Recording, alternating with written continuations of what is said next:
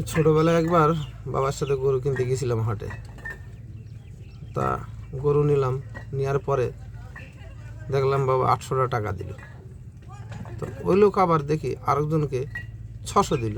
তো আমি বললাম, বাবা কী ব্যাপার, আমাদের সাথে 800 টাকা নিল, ওই লোককে 600 দিল? বলে, বাবা এটা হচ্ছে দালাল। আমি দালাল? বলছি হ্যাঁ, ওর কাছ থেকে 600 দরদাম করেছে, আমাদেরকে 800 বিক্রি করেছে, ওর 200 টাকা মুনাফা। তো আমি বললাম, কেন দালাল ছাড়া কোনো কিছু হয় না? বলে, না বাবা, এই দুনিয়ায় এখন দালাল ছাড়া কিছু হয় না। তা সেই ছোটোবেলায় দেখেছিলাম গরুর দালাল, এখন বড় হয়ে দেখছি মিডিয়া দালাল। ঠিক আছে, তা আমি ওই প্রশ্ন আমি করলাম, বাবা এদের কাছে কি কোনো ভালো খবর পাওয়া যায় না?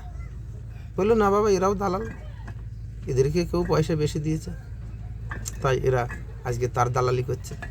ঠিক আছে, তা ছোটোবেলায় শুনেছিলাম যে গরু ছাগলের দালাল হয়, এখন আবার দেখছি মিডিয়াদের মধ্যে কিছু আছে যে তারাও দালালি করে। চালিয়ে যাও ভাই, ঠিক আছে। তবে দালালদের একটা জিনিস খুব ভালো লাগে, ওরা যখন শপথ করে যে আমি যদি কারোর 1 টাকা 4 আনা খাই, আমার মার উপরে যেন গাধা যায়। বাস্তব কথা, আসলে তো 1 টাকা 4 আনা খায় না, ওরা লক্ষ লক্ষ টাকা খায়।